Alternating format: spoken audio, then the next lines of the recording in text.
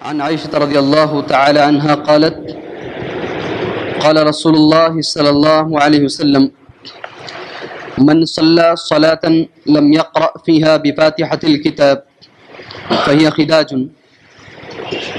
غیر تمام۔ حضرت عائشہ رضی اللہ تعالیٰ عنہ کہتی ہیں رسول اللہ صلی اللہ علیہ وسلم نے فرمایا جس شخص نے کسی نماز میں سورہ فاتحہ نہ پڑھی وہ نماز ناقص ہے، بیکار ہے، پوری نہیں ہے۔ کتاب القراء میں جز القراء کے اندر اس حدیث کو پیش کیا گیا ہے، صفحہ نمبر 30 پر 8 میں۔ حاضرین، کل میں نے آپ کے سامنے کچھ باتیں سورہ فاتحہ کے تعلق سے بتائیں۔ اس میں سے ایک بات یہ کہ ہمارے کچھ بھائی ایسے ہیں جو سورہ فاتحہ امام کے پیچھے نہیں پڑھنے کے لیے کچھ دلائل پیش کرتے ہیں۔ میں نے آپ کے سامنے 3 دلیلیں آپ کے سامنے پیش کی۔ پہلی دلیل یہ سورہ اعراف کی آیت نمبر 204، اس میں یہ کہا گیا ہے اذا قرئ القرآن فاستمعوا له وانصتوا لعلكم، دلیل ہے ان کی، ان لوگوں کی ایک اور دلیل ہے، ان لوگوں کی بلکہ ہمارے ہی بھائیوں کی ایک اور دلیل ہے۔ دلیل کیا ہے؟ میں نے پہلی رکعت میں سورہ مزمل کی کچھ آیتیں آپ کے سامنے پڑھی، اس میں سے ایک آیت میں نے یہ پڑھی فقرؤوا ما تيسر معك من القرآن، ما تيسر من القرآن، جو قرآن تمہیں یاد ہے وہ قرآن تم نماز میں پڑھو، جو قرآن تم کو یاد ہے وہ قرآن تم نماز میں پڑھو۔ اب یہاں جو کہا گیا ہے سورہ فاتحہ کا تذکرہ نہیں ہے، بس قرآن کا تذکرہ ہے، اس لیے سورہ فاتحہ اگر آپ بولتے ہیں تو یہ ٹھیک نہیں ہے بول کر ہمارے بھائی ہمیں دلیل میں پیش کرتے ہیں، وہاں قرآن کہا گیا ہے، سورہ فاتحہ نہیں کہا گیا ہے۔ یہ 4 چیزیں بطور دلیل کے طور پر پیش کی جاتی ہیں سورہ فاتحہ نہیں پڑھنے کے لیے۔ چلیے پہلی چیز، سب سے پہلی وہ آیت کریمہ جو سورہ اعراف کے اندر موجود ہے، آیت کا نمبر 204، جس میں کہا گیا ہے کہ جب قرآن مجید پڑھا جائے تو خاموش رہ جاؤ اور کان لگا کر کے سنو۔ میں پہلے بتا دوں یہ سورت مکی ہے، یہ سورت مکی ہے، اور آپ لوگ جانتے ہیں الحمدللہ مکی اور مدنی سورتیں الگ الگ ہیں۔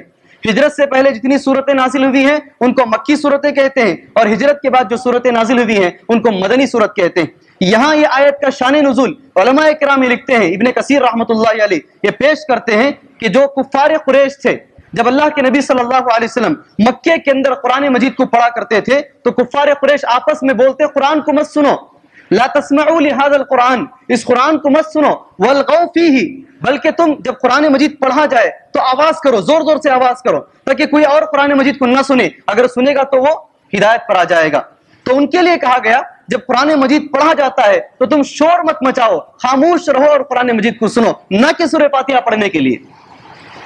آپ اٹھائیے آیت کریمہ، میں نے آیت کریمہ کا نمبر آپ کے سامنے کہا ہے 204، اس کے شان نزول دیکھیے، یہ آیت کیوں نازل کی گئی ہے؟ یہ آیت اس لیے نازل کی گئی ہے کہ کفار قریش، اور اس کی تفسیر حامیم سجدہ بول کر ایک سورت ہے قرآن مجید میں، حامیم سجدہ، اس کے اندر چند آیتیں، وہ آیتوں میں بتایا گیا وقال الذین کفروا، کافروں نے کہا لا تسمعوا لهذا القرآن، اس قرآن کو مت سنو، والغوا فیہ، اور غلو کرو، شور مچاؤ قرآن مجید پڑھتے وقت، لعلکم تغلبون، تاکہ تم غالب آ جاؤ، یہ قرآن مجید خود کہتا ہے۔ تو وہاں کہا گیا بھائی تم قرآن مجید جب پڑھا جاتا ہے خاموش رہو، بالکل اطمینان کے ساتھ سنو۔ یہ پہلی آیت کریمہ تھی جس کا کہیں اور مطلب تھا، کہیں اور لا کر کے ان لوگوں نے ٹھہرا دیا تھا۔ پہلا۔ دوسری حدیث حضرت ابو موسیٰ اشعری رضی اللہ تعالیٰ عنہ کی، جس میں کہا گیا اذا قرأ فانصتوا، جب امام پڑھنا شروع کرے تو تم خاموش ہو جاؤ، جب امام پڑھنا شروع کرے تو تم خاموش ہو جاؤ۔ اس کا کیا مطلب؟ اس کا مطلب یہ ہے، یہ حدیث بالکل عام ہے، کامن ہے، اس میں بالکل عام حکم دیا گیا ہے کہ امام جب پڑھنا شروع کرے تو خاموش ہو جاؤ۔ ایک اور حدیث ہے جس میں کہا گیا کہ امام پڑھنا شروع کرے تو خاموش ہو جاؤ، صرف سورہ فاتحہ پڑھو، ہے نہیں، صرف سورہ فاتحہ پڑھو۔ ایسے قرآن مجید کا انداز ہے، ایسے حدیثوں کا انداز ہے۔ جیسے قرآن مجید میں ایک اور مقام پر کہا گیا الزانیۃ والزانی فجلدوا کل واحدۃ منہما مئۃ جلدہ، ایک زانیہ مرد ایک زانیہ عورت جب دونوں زنا کریں تو ان دونوں کو 100 کوڑے مارو، قرآن مجید کی آیت۔ لیکن ایک دوسری آیت ہے، دوسری حدیث ہے، اس سے معلوم ہوتا ہے اگر آدمی شادی شدہ ہے اس کو کوڑے نہیں مارے جائیں گے بلکہ اس کو رجم کیا جائے گا، ہے یہ حدیث ہے۔ تو پہلی جو آیت کریمہ ہے جس میں یہ کہا گیا ہے کہ جو بھی زنا کرے اس کو 100 کوڑے مارے، تو اس میں بڑے لوگ شامل نہیں ہیں، شادی شدہ شامل نہیں ہیں۔ دوسری آیت آ کر کے، دوسری حدیث آ کر کے اسے خاص کر دیتی ہے کہ اس سے یہ لوگ الگ ہیں۔ اسی طریقے سے جہاں اللہ کے نبی صلی اللہ علیہ وسلم فرمایا جب امام پڑھنا شروع کرے خاموش ہو جاؤ، یہ ایک عام حکم ہے، ایک کامن حکم ہے۔ ایک دوسری حدیث آتی ہے اس میں یہ کہا گیا ہے صرف سورہ فاتحہ کے علاوہ خاموش ہو جاؤ، یہ بیان کرنے کا انداز، یہ دوسری حدیث کا جواب۔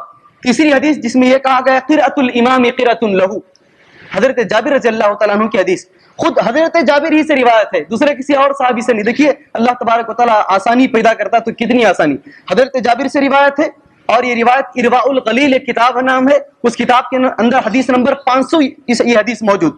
حضرت جابر ہی سے خود ایک اور روایت موجود ہے، اس میں حضرت جابر نے کہا ہے اللہ کے نبی صلی اللہ علیہ وسلم نے فرمایا کہ جو آدمی سورہ فاتحہ نہ پڑھے اس کی نماز نامکمل ہے۔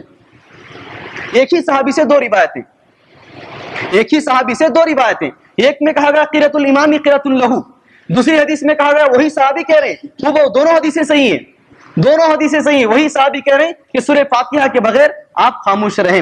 تو اس کا بھی یہی مطلب نکالا جائے گا، امام جب پڑھنا شروع کرے تو امام کے ساتھ مت پڑھو، سورہ فاتحہ بھی امام کے ساتھ مت پڑھو، بلکہ امام جب ٹہرے گا تب اس وقت تم سورہ فاتحہ پڑھو، اس کا بھی یہی مطلب نکالا جائے گا۔ ایک اور حدیث میں نے آپ کے سامنے پیش کی، حضرت ابو عبادہ بن صامت رضی اللہ تعالیٰ عنہ کی۔ ایک مرتبہ اللہ کے نبی صلی اللہ علیہ وسلم نماز پڑھا رہے تھے، جہری نماز پڑھا رہے تھے۔ جہری کا مطلب جانتے ہیں، یعنی زور سے پڑھا رہے تھے، جیسے ابھی ہم نے جہری نماز پڑھی، فجر کی نماز جہری ہے، مغرب کی نماز جہری ہے، دو نمازیں سری ہیں، وہ ظہر کی ہے اور عصر کی ہے۔ جہری نماز اللہ کے نبی صلی اللہ علیہ وسلم پڑھا رہے تھے، آپ کو نماز کے اندر خلل پیدا ہو گیا، آپ پڑھ نہیں سکے، قرآن مجید کی تلاوت نہیں کر سکے۔ آپ نے نماز پھیرنے کے بعد، سلام پھیرنے کے بعد آپ نے کہا کہ ابھی تم میں سے کوئی قرآن مجید کو پڑھتا ہے؟ صحابہ نے کہا ہاں ہم لوگ پڑھتے ہیں۔ تو اللہ کے نبی صلی اللہ علیہ وسلم فرمایا لا تفعلوا، تم ایسا مت کرو، الا بام القرآن، یہاں تک یہ لوگ دلیل پیش کرتے ہیں لا تفعلوا تم مت کرو، یہ حدیث پیش کرتے ہیں، ابو داؤد کی حدیث ہے، تم مت کرو۔ اس سے معلوم یہ ہوتا ہے کہ کچھ بھی نہ پڑھے، نہیں ایک ہی حدیث، ایک حدیث کی آخری بات کو ہٹا دیتے ہیں اور حدیث کے پہلے حصے کو پیش کرتے ہیں۔ اسی حدیث کے اندر اگر پورا پڑھا جائے، مکمل حدیث پڑھی جائے، اسی حدیث میں موجود ہے تم کچھ بھی مت پڑھو صرف سورہ فاتحہ کی، اسی حدیث میں موجود، کہیں اور جانے کی ضرورت نہیں۔ اسی طریقے سے قرآن مجید میں ایک آیت کریمہ ہے لا تقربوا الصلاۃ، نماز کے قریب مت جاؤ۔ قرآن مجید کی آیت ہے بھائی، خوش ہو گئے دیکھو انہوں، لا تقربوا الصلاۃ، غصہ نہ کریں بھائی، لا تقربوا الصلاۃ، نماز کے قریب مت جاؤ۔ بہت سارے لوگوں کو خوشی ہو گئی، لیکن اس کے بعد پڑھیں آپ وانتم سکارا، نشے کی حالت میں، نشے کی حالت میں، جانتے نہیں نشے کی حالت، وانتم سکارا، نماز کے قریب مت جاؤ جبکہ تم شراب پی کر رہو، نشے کی حالت میں رہو۔ اس کو چھوڑ دیتے ہیں نشے کی حالت کو، صرف اتنا پکڑ لیتے ہیں نماز کے قریب مت جاؤ۔ قرآن مجید میں ہے نا بھائی نماز کے قریب مت جاؤ، اس لیے ہم نماز کے قریب نہیں جاتے، یہ غلط استدلال۔ آپ حدیث جب پیش کرتے ہیں، کوئی حدیث پیش کرتے ہیں، پوری حدیث پیش کیجئے، حدیث میں یہ موجود ہے، اللہ کے نبی صلی اللہ علیہ وسلم فرمایا سلام پھیرنے کے بعد کیا بھی تم پڑھتے ہو کیا؟ صحابہ نے کہا ہم پڑھتے ہیں، آپ نے فرمایا مت پڑھو، لیکن سورہ فاتحہ کے، سورہ فاتحہ پڑھو، اس لیے کہ سورہ فاتحہ کے بغیر نماز نہیں ہوتی ہے۔